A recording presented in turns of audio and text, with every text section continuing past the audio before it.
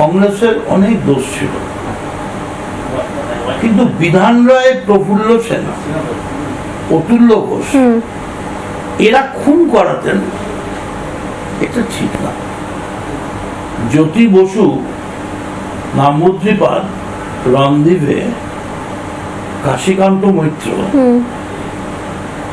এরা নোংরা রাজনীতি করতেন, এটাও ঠিক না। এইটা মূলত বিমান বুদ্ধ অনিল থেকে শুরু হলো। ঠিক যখন উল্টো দিকে প্রিয় সুব্রত সোমেন রয়েছে। আপনি যদি এইভাবে জিনিসটা দেখে নেন, এদিকে প্রিয় সুব্রত সোমেন, ওদিকে বিমান বুদ্ধ অনিল, কে কত বেশি পাওয়ারফুল? কারণ দুটো পক্ষই সমান এজের, 6 মাস 1 বছরের কম বেশি। ওই ইগো ক্ল্যাশ হয়ে গেল। ইগো ক্ল্যাশে এমনও হয়ে গেল, বলতে খারাপ লাগে, এক একজনের পরমাত্মীয়কে অন্য একজন নিয়ে চলে গেল, এরকমও ঘটনা ঘটতে শুরু করলো। ইগোটা এমন জায়গায় চলে গেল, ভালো না এটা।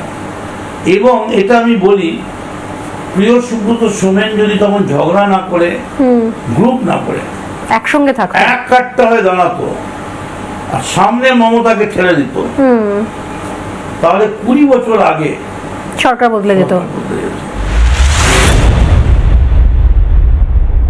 অতএব দোষ সবাই। আর তখন সিপিএম যেহেতু রাজনৈতিক ক্ষমতায় ছিল, তখন ওদের হাতে বিভিন্ন অন্য রাজ্য থেকে, কেরল থেকে টাকা পয়সা, বন্দুক টন্দুক আনার সুবিধা ছিল। আর এদিকে প্রিয় সুব্রত সোমেন ইন্দিরা গান্ধীর মদতে সামনে সিদ্ধার্থ রায়কে দেখে, সিদ্ধার্থ রায় 71 সালে পশ্চিমবঙ্গ বিষয়ক মন্ত্রী হলেন। এরকম পোস্ট হয় না, মিনিস্টার ফর ওয়েস্ট বেঙ্গল। এরকম হয় মানে হয় না তো এরকম, মানে উনি সব, উনি ব্যাংক, উনি হসপিটাল, উনি স্বাস্থ্য, উনি সব। তারপর 72-এ আমরা আবার ফিরে এলাম, তারপরেই 77-এ একদম বড়াডুবি। 5 বছরের মধ্যে একজন বৃদ্ধ জননায়ক জয়প্রকাশ নারায়ণ মেঘের আড়াল থেকে বেরিয়ে এসে বললেন যে আমায় বিশ্বাস করুন।